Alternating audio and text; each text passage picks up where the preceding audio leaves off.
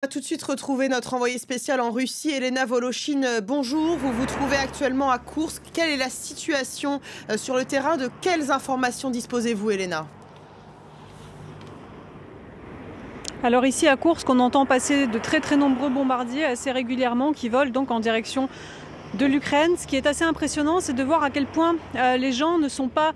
au courant du fait qu'il y a une offensive militaire, puisque Vladimir Poutine a toujours dit aux Russes qu'il n'attaquerait pas l'Ukraine, qu'il ne déclarait pas la guerre à l'Ukraine, que d'ailleurs il ne participait pas du tout à ce conflit en cours localement depuis 2014. Donc la plupart des gens avec qui j'ai pu parler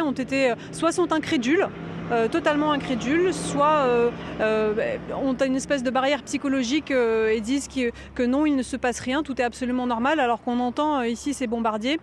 J'étais ce matin beaucoup plus près de la frontière, à moins d'une trentaine de kilomètres, où là on a entendu des explosions et des détonations, et là il y a eu un certain vent de panique parce que, encore une fois, les gens ne pensaient pas du tout qu'il y aurait une guerre et que c'était possible qu'il y ait une guerre, et ils ne comprenaient tout simplement pas ce qui se passait. Elena Volochine, est-ce que les Russes, jusqu'où les Russes vont-ils soutenir le chef du Kremlin dans cette rhétorique guerrière et dans cette invasion en Ukraine, selon vous? Alors je pense qu'il y a une partie d'effroi, de rejet psychologique chez les Russes qui ne veulent pas croire finalement qu'on aurait pu déclarer la guerre à notre voisin ukrainien, à ce peuple que les Russes ont toujours, jusqu'à ce conflit, considéré comme frère. Donc on ressent une certaine agressivité. Moi, les gens avec qui j'ai notamment une personne un peu âgée avec qui j'ai voulu m'entretenir dans la rue, et à qui je lui ai demandé si elle était au courant des derniers événements et ce qu'elle en pensait, m'a tout de suite répondu: je suis pour la guerre. Il faut se rappeler que Vladimir Poutine a employé le terme de dénazification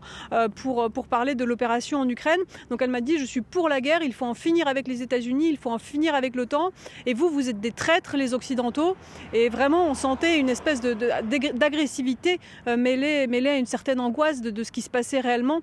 parce que la propagande, notamment, s'est intensifiée ici en Russie au cours de ces derniers jours, la propagande télévisée, disant que les Ukrainiens avaient organisé un génocide dans le Donbass, justifiant toutes les actions russes par une action de maintien de la paix, de protection des populations russophones. Et donc évidemment, alors que ce conflit militaire est en train de retentir ici dans les cieux russes, et que les Russes, peut-être sans le vouloir, prennent conscience de ce qui est en train de se passer, il y a cette espèce d'agressivité qui est en train de monter, comme pour dire que voilà, que nous, la Russie, on a le bon rôle, on a raison, alors qu'en réalité, toute cette rhétorique, toute cette propagande, tout ce mythe finalement est en train de s'effondrer comme un château de cartes. Merci beaucoup, Elena Volochine, en direct de Koursk.